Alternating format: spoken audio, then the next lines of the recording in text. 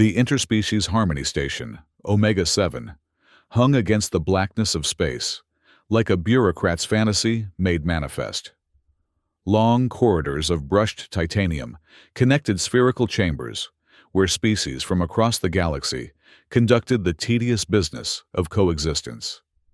The station's architecture, all sharp angles and practical considerations, reflected its purpose, not to inspire, but to process.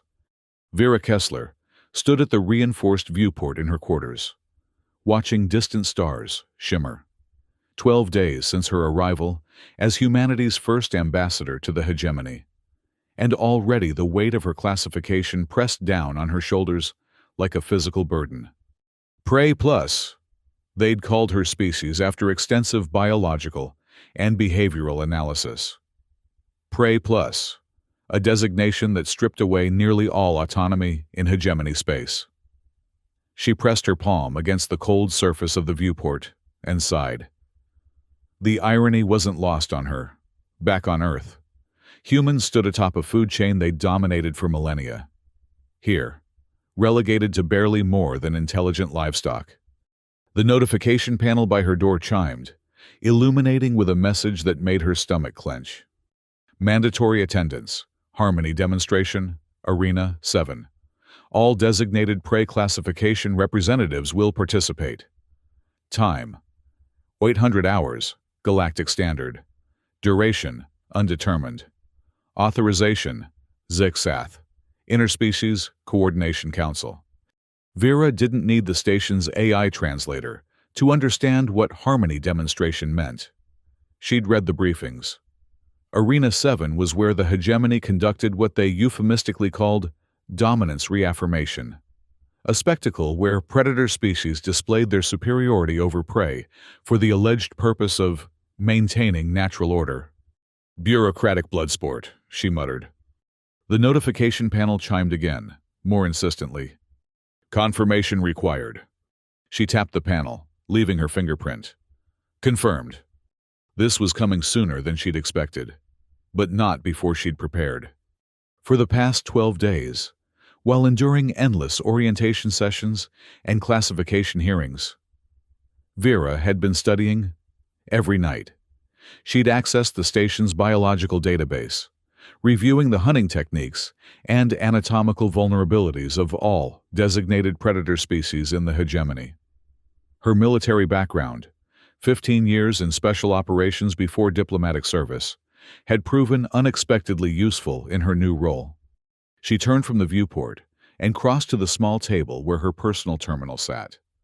A quick command brought up her private notes. Deltarian, powerful bite force, vulnerable joint structures in lower limbs. Proximan, speed hunters, poor endurance, sensitive to rapid directional changes. Vorans, pack hunters, disoriented when isolated. Zephyrins, ambush predators, limited peripheral vision. Krillian, apex predators, primarily nocturnal, sensitive cranial nerve cluster behind auditory canal. She closed the file, encrypting it with her personal code. The official Earth delegation wouldn't approve of her preparations. They'd sent her with strict instructions: accommodate, placate, secure humanity's place in the galactic community at any cost. Survival through submission. Vera disagreed. There were other ways to survive. Her room's communication panel buzzed. Ambassador Kessler, came the clipped tones of Zuki, her assigned liaison. You are scheduled for pre-demonstration processing in 30 minutes. Understood, she replied, keeping her voice neutral. Bring nothing, Zuki added. Wear only the standard issue clothing provided. The communication ended without waiting for acknowledgement. Vera moved to the small wardrobe, retrieving the simple gray jumpsuit that had been provided upon her arrival. Fabric designed to tear easily. She'd realized during her research, everything in this place was calculated, down to the clothing designated for prey species. As she changed, she ran through her mental exercises, techniques from her military days, breath control, visualization, pain management. She would need them all tomorrow. She glanced at her reflection in the wardrobe's mirrored door. A woman in her early 40s gazed back. Dark hair shot through with strands of silver. Eyes that had seen combat on 3 continents. Not the typical diplomat. But these weren't typical circumstances. "Let them underestimate you," she told her reflection. "It's all you have." The processing center resembled a medical facility, sterile and efficient. Various species that shared her classification, Prey and Prey Plus, waited in separate enclosures. Some paced nervously. Others stood motionless. A few engaged in what appeared to be prayer or meditation. Vera recognized a Deltarian female, small, feathered creature with large, liquid eyes, trembling visibly in the enclosure beside hers. She'd met the ambassador at an orientation session. What was her name? Lyria. Lyda. "Lyda," Vera called softly. The Deltarian's head swiveled, eyes widening. "Ambassador Kessler, they took you too." "All Prey representatives, apparently." Lyda's feathers flattened against her body, a sign of distress. "This wasn't supposed to happen for another cycle. My government. They didn't prepare me for this." "Mine either," Vera said, offering what she hoped was a reassuring smile. "But we'll get through it." A harsh, buzzing sound cut through the room, and panels slid open along one wall. A procession of hegemony officials entered, led by Zixath, a towering Zephyrin with mottled green skin and vertical pupils that seemed to evaluate everything as potential sustenance. "Representatives!" Zixath's translator module converted his clicks and hisses into standard galactic. "Tomorrow's demonstration is a cornerstone of hegemony harmony. For 12,000 years, we have maintained peace through understanding of natural order. Each species must know its place." Vera felt a chill at the words. 12,000 years of this system. No wonder they were so committed to their hierarchy. "You will each face a designated predator species in Arena 7, Zixath continued. "The purpose is not to harm, but to educate. You will experience a dominance bite, a symbolic gesture to affirm biological reality. Medical teams will be standing by." Murmurs and soft cries rose from the enclosures. Vera remained silent, cataloging information. "Ambassador Kessler!" Zixath turned those vertical pupils toward her. "As the newest species to join our community, humans will have the honor of the final demonstration. You will face Hunter Vexi of the Krillian Dominion." A ripple of what might have been sympathy passed through the other Prey representatives. Vera understood why. The Krillians were the apex predators of the hegemony. Massive, reptilian hunters with legendary bite strength and venom sacs. "I understand," she said simply. "Do you?" Zixath tilted his head. "We've observed your species' historical records. You've never truly been prey. This will be educational." "For whom?" Vera asked before she could stop herself. Zixath's lipless mouth curved in what passed for a smile. "For everyone." He turned to leave, then paused. "One more thing. The regulations prohibit weapons in Arena 7. This includes improvised weapons." His gaze lingered on her for a moment longer than necessary, and Vera wondered if her preparation had somehow been discovered. She kept her expression neutral until the officials had filed out. "We're going to die," whispered Leda from the next enclosure. "The Krillian. They don't always stop at a dominance bite." "We're not going to die," Vera said firmly. "They need us alive for diplomatic reasons." "You don't understand," Leda's voice cracked. "My clutch sister was an ambassador before me. She participated in a demonstration 3 cycles ago. She survived. But she's never been the same. She flinches at shadows now." Vera moved closer to the transparent barrier between them. "Listen to me, Lyda. Focus on getting through tomorrow. One moment at a time. Can you do that?" The Deltarian's feathers trembled. "I don't know." "I do," Vera said. "And afterward, I promise you, things will change." "How can you say that? Nothing changes in the hegemony. 12,000 years. Everything changes, Vera interrupted. Even things that have remained the same for 12,000 years. The night passed slowly. Vera was returned to her quarters, but found sleep elusive. Instead, she sat cross-legged on the floor, running through mental drills, visualizing every possible scenario for tomorrow's demonstration. She thought of Earth, of the family she'd left behind, her brother's farm in Montana, where the night sky blazed with stars almost as bright as those visible from Omega-7's viewports, her nieces and nephews who'd waved goodbye with small hands, too young to understand the significance of her mission. The weight of responsibility pressed down on her. Humanity's future in the galactic community might well depend on what happened tomorrow, not just her own survival, but how she survived. As the station's artificial lighting shifted to morning cycle, Vera rose from her meditation and stretched muscles tight from tension. Her door chimed, then slid open to reveal Zuki, flanked by two Varan guards. "It is time, Ambassador Kessler." Vera nodded once and followed them into the corridor. The route to Arena 7 took them through the station's central hub, where representatives from dozens of species went about their daily business. Vera noted how they parted before her escort, the prey species averting their eyes, the predators watching with undisguised interest. News of the demonstration had clearly spread. Arena 7 was larger than she'd expected. A circular chamber with tiered seating surrounding a central platform. The lighting was harsh, designed to eliminate shadows. The platform itself was bare, except for a series of concentric circles, marked on the floor, boundary lines, Vera guessed, for different phases of the demonstration. The seating was already filled with observers, primarily predator species, though she noted a section reserved for what appeared to be scientific observers, studying reactions, cataloging behaviors. Everything in the hegemony was documented, classified, filed away. Zuki directed her to a small antechamber where the other prey representatives waited. Lita sat huddled in a corner, her feathers puffed out in distress. A proximate ambassador, reed thin with iridescent skin, paced nervously. Several others Vera didn't recognize stared blankly ahead. "Ambassador Kessler," Zuki's voice was flat. "As the final participant, you will observe the others first. It is considered educational." "Of course it is," Vera muttered. A loud tone sounded through the chamber, and a door at the far end slid open.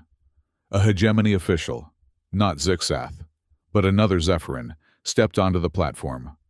"The Harmony demonstration will now commence," the official announced. "First participant, Ambassador Lita of the Deltarian Cooperative." Lita rose on trembling legs. A Voran guard stepped forward to escort her through the door. "Wait," Vera called, crossing to the Deltarian. She placed her hands gently on the smaller being's shoulders. "Remember what I said. One moment at a time." Lita's eyes, large and liquid, locked onto Vera's. "I'm afraid. I know. But I'll be watching. We all will. You're not alone." The Deltarian gave a small nod and allowed herself to be led away. Vera turned to find Zuki studying her with an unreadable expression. "Comfort is inefficient," the liaison said. "It changes nothing." "Perhaps," Vera replied, "but it costs nothing to offer." The demonstration proceeded with mechanical efficiency. One by one, the prey representatives were led onto the platform to face their designated predators. The actual dominance bites were brief. A predator would approach, display aggressive posturing, then deliver a controlled bite to the shoulder or neck of the prey representative. The audience reacted with varying degrees of interest, some leaning forward during the displays, others maintaining the bored demeanor of those attending a routine bureaucratic function. Vera watched it all through narrowed eyes, cataloging details. The predators moved with practiced precision. These weren't random displays, but carefully choreographed performances designed to reinforce the established order.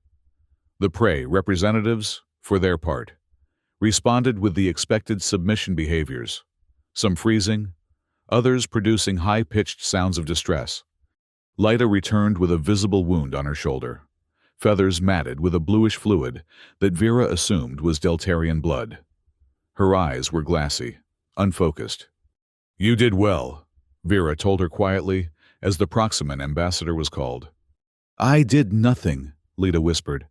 "I just endured." "Sometimes that's enough." The demonstrations continued. The Proximan ambassador, a Gavian representative, others whose species Vera didn't recognize. Each returned with similar vacant expressions, their bodies bearing the marks of their designated predators. Finally, only Vera remained in the antechamber. "Ambassador Kessler of Earth," the announcement came. "Final participant?" Zuki stepped forward. "It is time." Vera took a deep breath, centering herself. She had watched, learned, adapted her plans based on what she'd seen.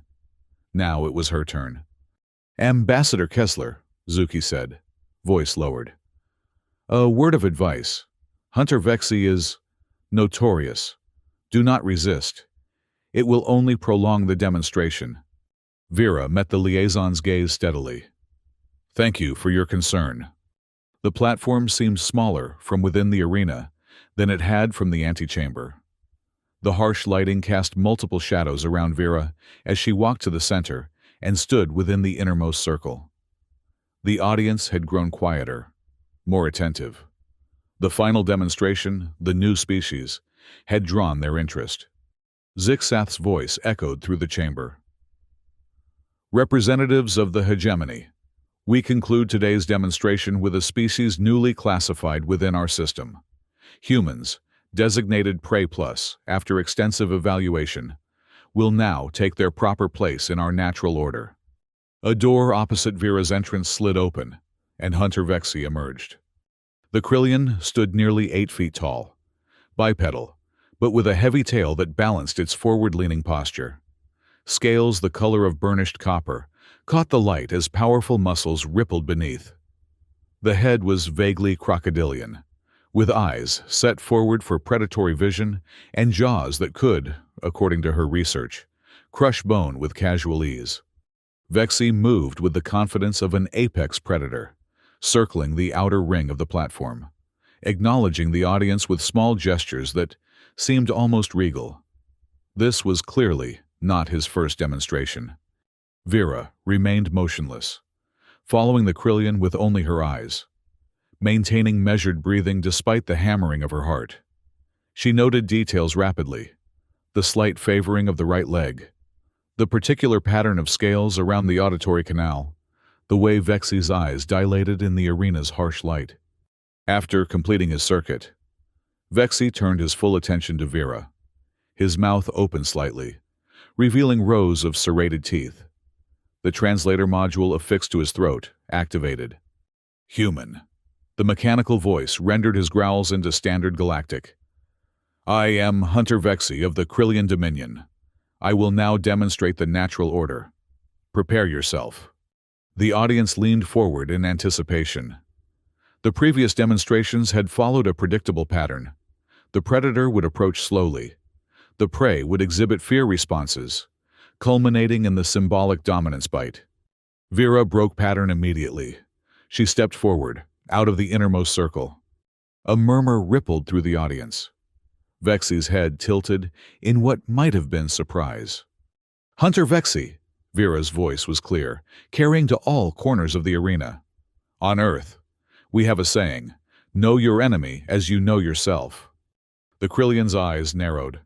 "We are not enemies, human. This is merely demonstration." "Of course," Vera smiled thinly. "Shall we proceed?" She took another step forward, then another, closing the distance between them with measured strides. This deviation from the expected script caused visible confusion, not just in Vexi, but in the audience as well. Prey did not approach predators voluntarily. When only a few feet separated them, Vera stopped. Vexi towered over her, his breath hot and acrid. "You are either very brave or very foolish," the translator rendered his growl. "Perhaps both," Vera replied. But I understand the purpose of this demonstration. It's about maintaining order through biological reality. So, she tilted her head, exposing her neck in what appeared to be a submissive gesture. Demonstrate. A collective intake of breath from the audience. This was not submission as they understood it. There was something wrong in her tone, her posture. But the invitation was clear. Vexi hesitated only momentarily before lowering his massive head. His jaws opened, revealing the full extent of his dental arsenal. Vera felt the heat of his breath on her skin as those jaws positioned themselves around her shoulder.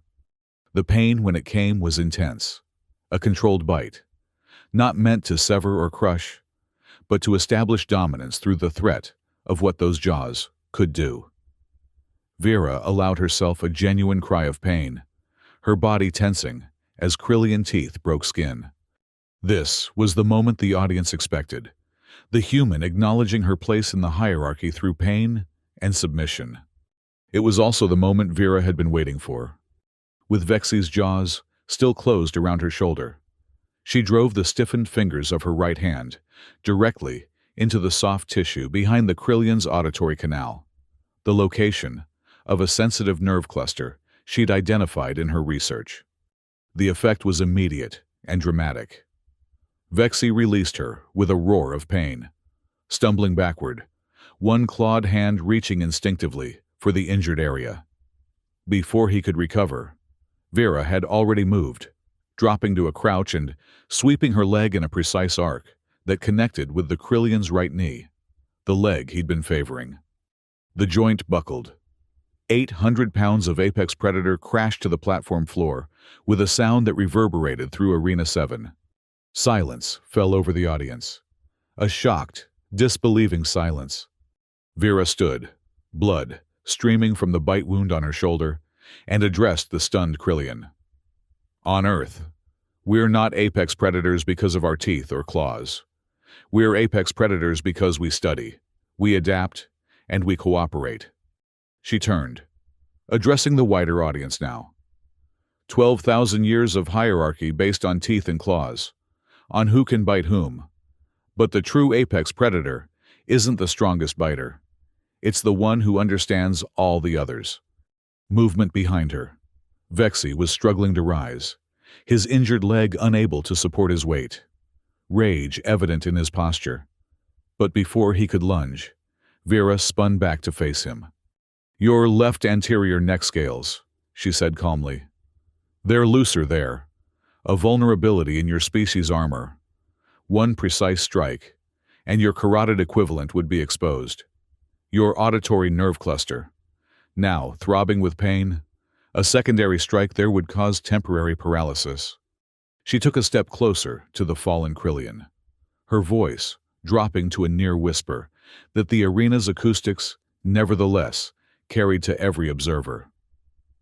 I could continue this demonstration. Hunter Vexi, would you like to see what happens when the prey truly understands the predator? The Krillian's eyes, wide with something that might have been fear, locked onto hers. After a long moment, he lowered his gaze, a gesture of submission that sent another shockwave through the audience. Enough! Zixath's voice cut through the arena as he strode onto the platform, flanked by Varan guards. This demonstration is concluded. Is it? Vera turned to face him, her voice carrying.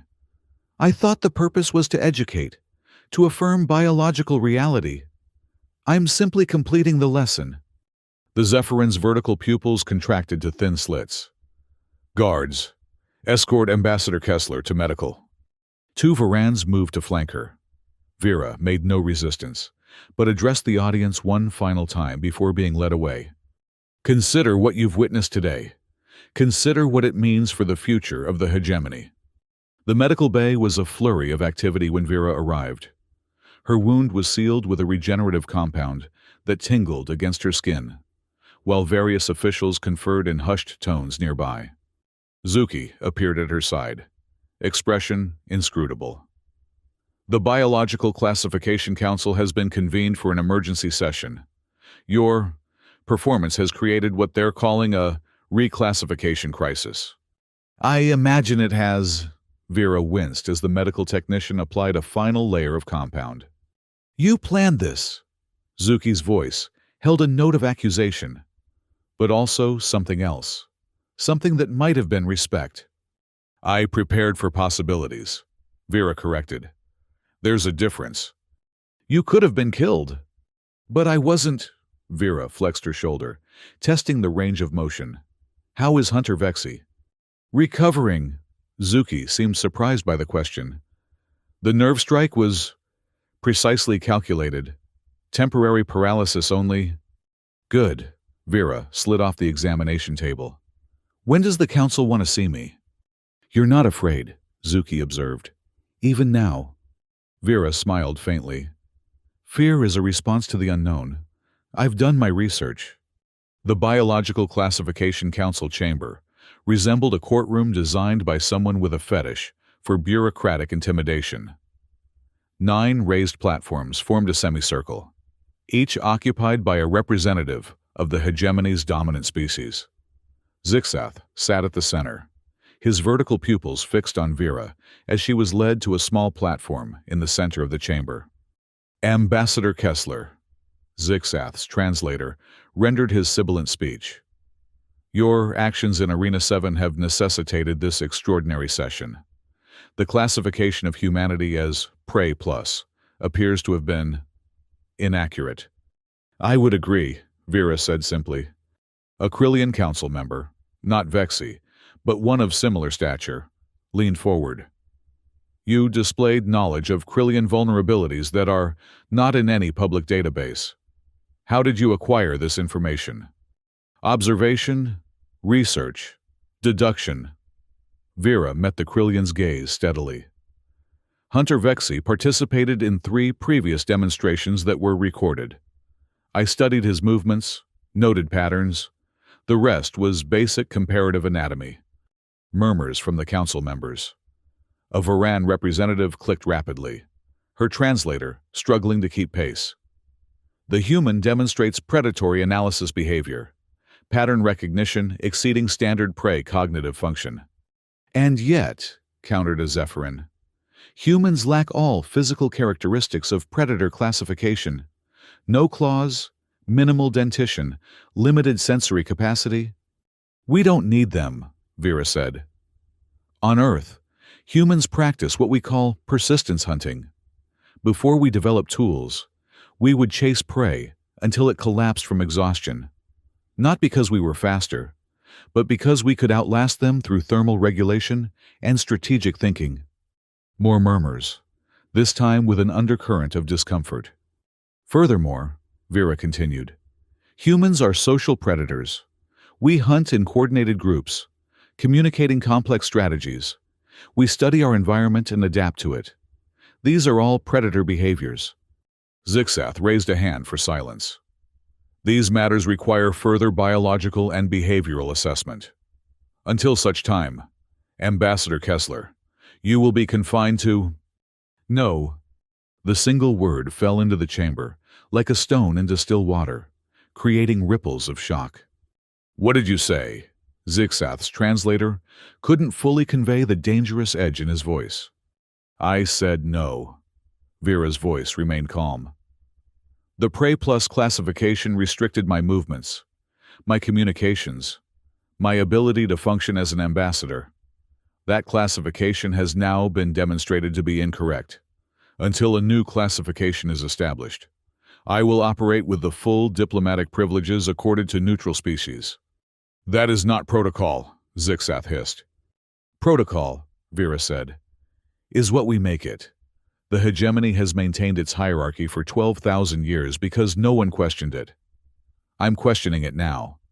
A tense silence filled the chamber. Vera could feel the weight of 9 predatory gazes upon her, calculating, reassessing. Finally, the Krillian council member spoke. The human raises a valid point. Classification determines protocol. Without classification, protocol is undefined. Zixath's scales flattened against his skull in obvious displeasure. What do you propose, Ambassador Kessler? A temporary classification of neutral, while your scientists conduct their assessments. Full diplomatic access and communication privileges. And, she paused, knowing this would be the most controversial request. A review of all Prey and Prey Plus classifications for potential reassessment. The chamber erupted in overlapping vocalizations, the translator modules struggling to keep pace with multiple species, expressing outrage simultaneously. Zixath silenced them with a sharp gesture. You overreach, human. One demonstration does not upend 12,000 years of biological hierarchy. Doesn't it? Vera stepped forward on her platform. Your entire system is predicated on the notion that biology determines status, that teeth and claws define one's place. I've demonstrated that intelligence, preparation, and understanding can overcome raw physical advantage. If that's true for humans, how many other species have you misclassified? More agitated discussion among the council members? Vera waited, knowing she was pushing against millennia of entrenched thinking, but also knowing she had created a crack in their certainty. After what seemed an eternity of debate, Zixath turned back to her. The council will recess to consider these matters. In the meantime, you will be granted restricted neutral status, limited diplomatic access, monitored communications. It wasn't everything she'd asked for, but it was a start. Vera nodded once. Thank you, council members. I look forward to working with you to establish a more accurate classification system. As she was escorted from the chamber, Vera caught sight of a familiar figure waiting in the antechamber, Hunter Vexy, standing with the assistance of a support device on his injured leg. She paused before him, noting the careful way his guards tensed at her proximity. Ambassador Kessler, Vexy's translator, rendered his rumbling vocalization. You fought, unusually. Not as a predator or prey, Vera agreed. As a human. I would learn this method. The admission seemed to cost him something in dignity. This study of vulnerabilities. Vera smiled slightly. Perhaps that can be arranged. Hunter Vexy. It seems I'll be staying on Omega-7 a while longer. The days that followed brought a flurry of activity to Omega-7. Vera found herself subjected to extensive testing, physical examinations, cognitive assessments, behavioral analyses. Scientists from across the hegemony observed her, documented her responses, debated her classification in terms she could only partially understand through the translator modules. But she was no longer confined to the restricted sectors of the station. Her restricted neutral status allowed her to move through most public areas, to communicate more freely with Earth, to begin the actual diplomatic work she'd been sent to perform. More importantly, other prey species had taken note of what happened in Arena 7. Lyta sought her out in the station's communal dining area on the third day. Ambassador Kessler. The Deltarian's feathers were smoother now, her posture less hunched. May I join you? Please, Vera gestured to the empty seat across from her. And call me Vera. Lyta settled onto the specially designed perch. The station is different since your demonstration. Have you noticed? Vera had noticed. The rigid separation between predator and prey species in public spaces had softened slightly. Conversations occurred that wouldn't have happened before. Small changes, but significant in a system as entrenched as the hegemonies. Things are shifting, she agreed, slowly. The Biological Council has requested examinations of all Deltarians on the station, Lyta said. Her voice lowered. They're reviewing our classification. Good. Vera sipped from her cup of synthesized coffee. A poor imitation of the real thing, but better than nothing. What do you think they'll find? Lyta's head tilted in a gesture Vera had come to recognize as thoughtful consideration. We are not like humans. We don't have your capacity for aggression, but we have other qualities that have been overlooked. Deltarians can process complex mathematical equations instinctively. It's how we navigate during migration seasons. A different kind of advantage, Vera nodded. Equally valuable in the right context, Yes. Lyda's feathers rippled in what might have been excitement. That's what I've been trying to explain to the examiners. Intelligence takes many forms. Their conversation was interrupted by the approach of a familiar figure, Zuki, moving with purposeful strides toward their table. Ambassador Kessler. The liaison's voice was clipped as always. The Biological Classification Council has reached a preliminary determination. Your presence is requested. Vera rose, giving Lita a reassuring nod before following Zuki from the dining area. Any hints about this preliminary determination? She asked as they walked. It would be inappropriate for me to speculate, Zuki replied, but then added, almost reluctantly. However, I believe you will find it interesting. The council chamber seemed less intimidating this time, though the 9 elevated platforms still created an atmosphere of judgment. Zixath occupied the central position as before, his posture rigid, with what Vera now recognized as barely contained irritation. Ambassador Kessler. His translator module rendered his sibilant speech. After extensive evaluation, the Council has determined a preliminary classification for humanity. Vera waited, standing straight despite the lingering soreness in her shoulder. Humans are hereby classified as apex cooperative predators, Zixath continued. This new designation acknowledges both your species' predatory cognitive functions and your reliance on social cooperation rather than individual physical dominance. It was better than she'd hoped for.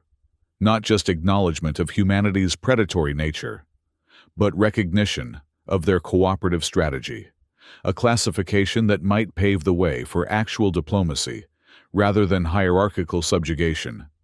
The Council accepts this classification, Vera said formally. On behalf of Earth, I thank you for your thorough evaluation. A Krillian Council member, the same one who had questioned her before, leaned forward. This classification has implications. Apex status grants significant privileges within hegemony protocols. We understand the responsibilities that come with such privileges, Vera assured them, carefully keeping any hint of triumph from her voice. Zixath made a gesture that his translator didn't bother to interpret. Clearly, some expression of frustration.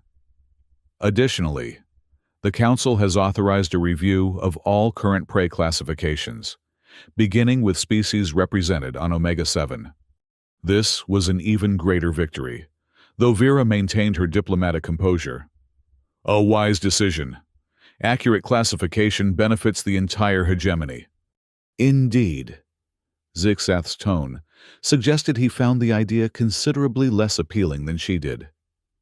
You have altered expectations, Ambassador Kessler. The consequences remain to be seen.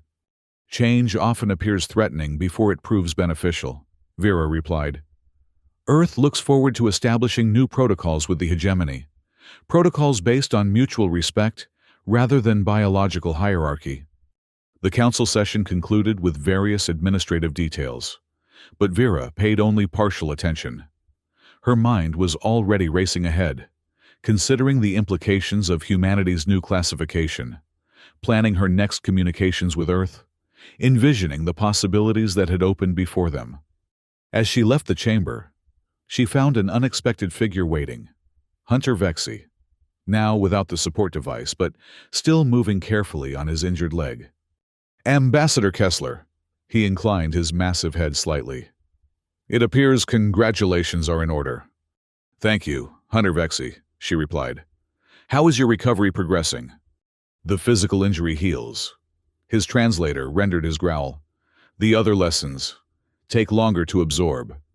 Vera studied him thoughtfully. Change is difficult, even when necessary. Yes. The Krillian shifted his weight, seemingly uncomfortable with the conversation but determined to continue. I have been reassigned. I will serve as liaison to Earth's delegation during the transition to your new classification status. This was unexpected. I see.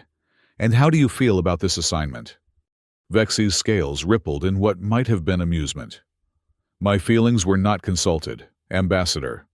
but I find the assignment educational. As do I. Vera smiled slightly. I look forward to working with you, Hunter Vexi. The following weeks brought rapid changes to Omega-7. The review of prey classifications resulted in numerous adjustments throughout the hegemony hierarchy. The Deltarians were reclassified as cognitive resource species, acknowledging their mathematical abilities as valuable assets, rather than dismissing them as mere prey. The Proximans received a similar re-evaluation, their photosynthetic capabilities earning them protected status. Not all transitions were smooth. Several predator species, particularly the Vorans, resisted the changes, arguing that biological reality couldn't be overwritten by diplomatic niceties. Incidents occurred. Intimidation, harassment, even a few physical confrontations quickly suppressed by station security. Through it all, Vera worked tirelessly. Her new classification opened doors previously closed to her, allowing her to establish direct communication channels with representatives from dozens of species. She built alliances, negotiated agreements, created the foundations for Earth's integration into the galactic community on terms far more favorable than anyone had expected. Hunter Vexi proved an unexpectedly valuable ally. His status among the Krillians, somewhat diminished after his defeat in Arena 7, but still significant, lent weight to the restructuring efforts. More importantly, his willingness to adapt, to learn from Vera's approach, demonstrated to other predator species that change was possible without loss of essential identity. 2 months after the demonstration in Arena 7, Vera stood in a newly designated chamber on Omega-7, the Interspecies Harmony Coordination Office. As the first appointed Harmony Coordinator, she had been granted authority to establish protocols for dispute resolution between species without resorting to biological hierarchy. Zixath entered the chamber with his usual rigid posture. Vertical pupils, narrowed in what Vera had learned, was his default expression when dealing with her. Coordinator Kessler. His translator rendered his greeting with the new title. The Council has reviewed your proposed diplomatic pyramid. And? Vera asked, though she suspected the answer from his demeanor. It has been approved. Zixath seemed to force the words through his translator. Though several council members expressed concerns about abandoning proven methods of hierarchy maintenance. The diplomatic pyramid doesn't abandon hierarchy, Vera explained patiently. It establishes a different basis for it, one founded on mutual benefit, rather than biological dominance. Species can maintain their cultural identities while still engaging in equitable negotiation. So you claim. Zixath's scales flattened slightly. 12,000 years of stability. Coordinator. 12,000 years without interspecies war. That is what your reforms risk. Vera met his gaze steadily. With respect, Counselor, peace maintained through fear and subjugation is always temporary. True stability comes from mutual respect and cooperation. Human idealism. Zixath dismissed. You've been in space for less than a planetary rotation. The hegemony has maintained order since before your species discovered agriculture. And yet, Vera said quietly, it took one human less than 1 day to demonstrate the flaws in your system. Imagine what we might accomplish together if we build something better. Zixath had no immediate response to that. After a moment, he simply inclined his head in what might have been reluctant acknowledgement and departed, leaving Vera alone in her new office. She moved to the viewport, gazing out at the endless starfield beyond. Somewhere out there was Earth, still unaware of how dramatically their position in the galactic community had changed. Her next communication would bring surprising news indeed. A soft chime announced another visitor. Vera turned to find Lyta entering, her feathers gleaming with health, her posture straighter than when they'd first met. Coordinator Kessler. The Deltarian's voice held warmth. The Deltarian Cooperative has asked me to convey our official gratitude for your efforts. Our new classification has already resulted in improved conditions for our colonies in 3 systems. I'm glad to hear it, Vera smiled. How are you finding your new role?